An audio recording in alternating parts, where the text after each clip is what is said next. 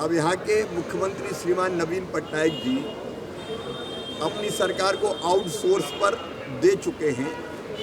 वे सरकार नहीं चलाते, उनके अधिकारी सरकार चलाते हैं।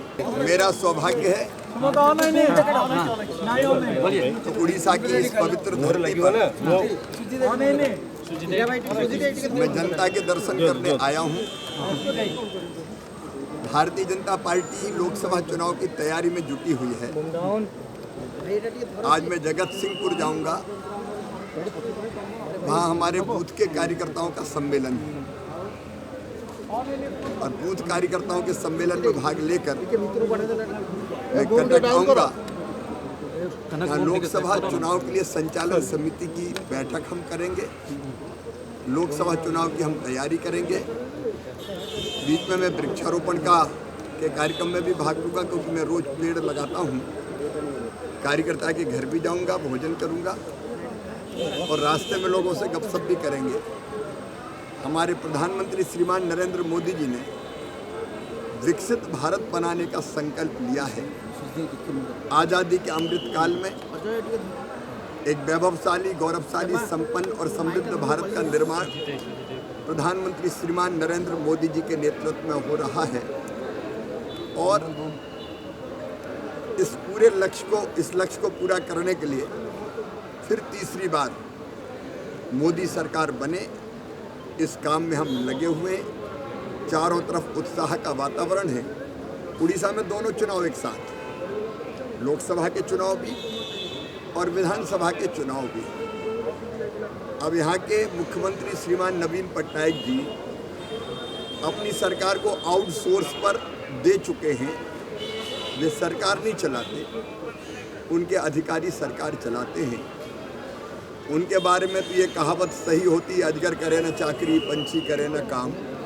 वो कभी सरकार चलाते नहीं और वे लगाम अधिकारियों ने पूरे उड़ीसा को भ्रष्टाचार के दलदल में फंसा दिया है। यहाँ करप्शन है, बिना लिए दिए कुछ होता नहीं है। माताएं, बहनें, बेटियां यहाँ असुरक्षित है।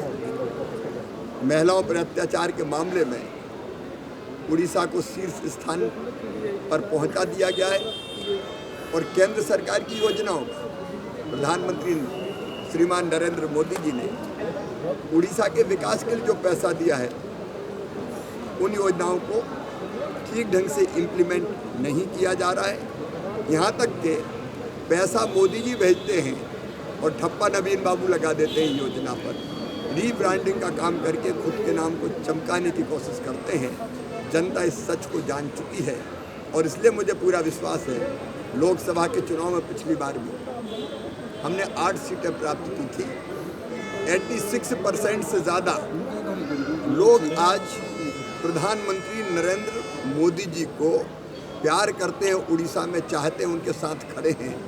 मुझे लगता है कि भारी बहुमत से हम लोकसभा के चुनाव भी जीतेंगे और विधानसभा में भी भारतीय जनता पार्टी भारी बहुमत प्राप्त करके अपनी सरकार बनाएगी। अब मुझे तो बड़ा गजब लगता है जो विज्ञापन दे रहे हैं, विज्ञापन है केवल। वो कहते हैं ये मर गया, इसको लाभ मिल गया, पता चला वो जिंदा है। ये तो मैंने कहीं नहीं देखा, उड़ीसा ही में देख लो। एसएचजी के बारे में केवल प्रचार हो रहा है। जिस बहन के बारे में कहा जाता है कि इसको एसएचजी की योजनाओं के कारण लाभ मिला, वो कहती है तो मेरा खुद का पैसा लगा है।